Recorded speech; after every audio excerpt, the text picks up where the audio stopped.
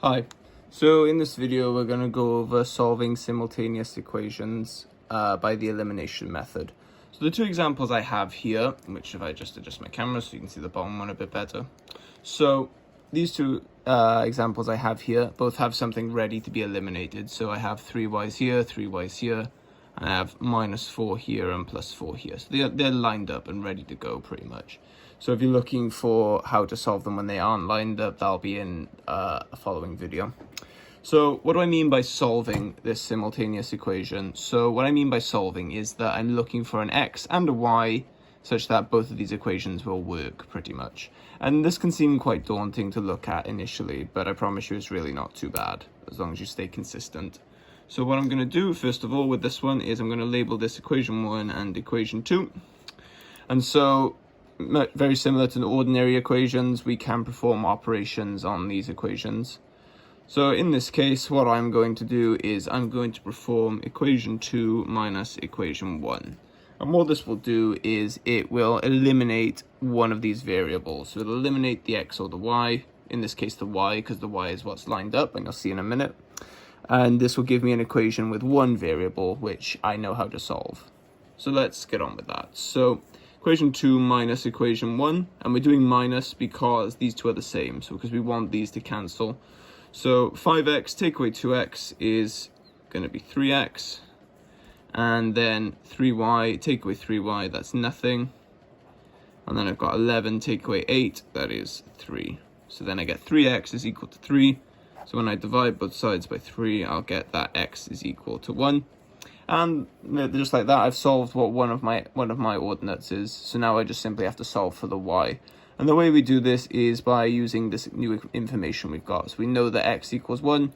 So I'm going to pick one of these two equations, doesn't matter which, both will give the same answer. But generally, much like why we chose to subtract 2 from 1 instead of 1 from 2, we want to pick the one which makes our life the easiest. So the 2x and 3y will make this much easier. So I'm going to rewrite this equation out. So 2x plus 3y equals 8. And now I know x is 1, so I'm going to do 2 times 1 plus 3y equals 8. So 2 plus 3y equals 8, because 2 times 1. And I encourage you to do this intermediate step here, which I'm doing to avoid mistakes. So we know how to solve this, so let's solve this. So I'm going to minus 2 on both sides. So I get that 3y is equal to 8 minus 2, which is 6. And then from this, I will get that y is equal to 2. And just like that, I know y is 2, and I know x is 1. So just like that, we've solved it. So a part B to this question can typically be something along the lines of, since both of these are actually straight lines, it'll ask what point do these two lines intersect. So you would give the point that has x coordinate 1, y coordinate 2. So that coordinate in this example would be the point 1, 2. Okay, let's have a go at this other example. So let me just move my camera a bit.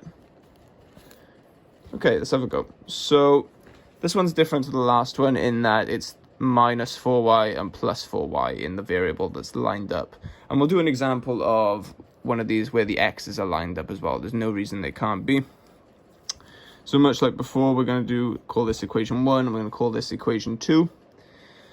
So the whole idea is, once again, we want to eliminate one of these variables, and we do that by doing operations involving these equations. So I'm just going to show quickly what the wrong thing to do here is and why we add in this situation instead of minus like we did last time. So I'm going to do equation 2 minus equation 1 in this context. So equation 2 minus equation 1. So 2x minus 3x will give me minus x. So 4y minus 4y, that's 4 plus 4, which is plus 8y, and I've got 10 minus 15, so that is 10 minus 5, which is 15. And so I haven't actually eliminated an x or a y in doing this, so my situation has not improved. So this has got me nowhere, and so we can see here is minusing is actually wrong in this case. And it is because these signs are different on the variable that we lined up. And I will do an example of the x's for this in a sec. So what we're going to do here, like I mentioned, is instead of minusing, we're going to plus, because the signs are different and this should make them cancel. So let's try it. So equation 1 plus equation 2. So 3x plus 2x is 5x. And then we have minus 4 plus 4, that is absolutely nothing. Exactly like we wanted. And then we have minus 5 plus 10, which is plus 5. So we get the 5x equals 5.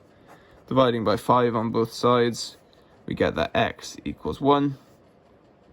And now, much like before, we have what one of these coordinates is, or one of these ordinates of this coordinate. And now we want to just put the value back in and find our value. So I'm going to pick equation 2 to put x into this time, because again, I don't like working with all these negatives. Again, if you put this in, it would absolutely be fine on this equation, but there's no reason to make it difficult for yourself. So I'm going to pick equation 2, so 2x plus 4y equals 10, and I know that x equals 1. So let me adjust this, and I know that x equals 1. So 2 times 1 plus 4y equals 10. So 2 plus 4y equals 10. And solving this much like we did earlier, I will minus 2 on both sides. So now 4y equals 8. And once again, the solution appears to be 1, 2. So dividing by 4 on both sides, I get that y equals 2. So y is 2, x is 1. And we've solved this. Once again, the point that these two lines would intersect would be the point 1, 2. So in the next video, I will quickly go over equations that need to be lined up. Although now it occurs to me I did promise to go over one where the x's cancel. So let's go through that really quick. So let's do x plus 2y equals 3. And we'll do 2x. No, I did promise an extra, cancelling x.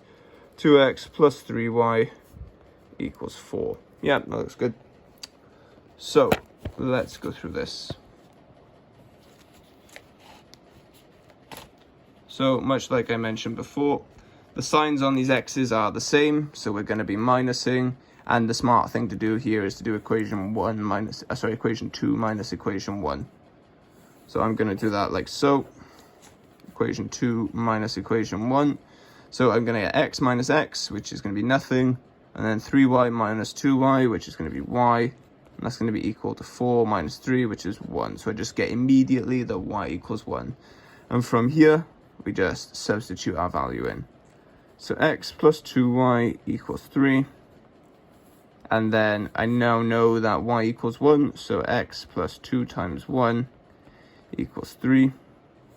So x plus 2 equals 3, and from this I can see that x is going to be equal to 1, and like that we have solved our equation. So x is 1, y is 1, and the point for this one that these two intersect would be at the point 1, 1. Okay, so in the next video we'll look at examples where there are no variables that line up,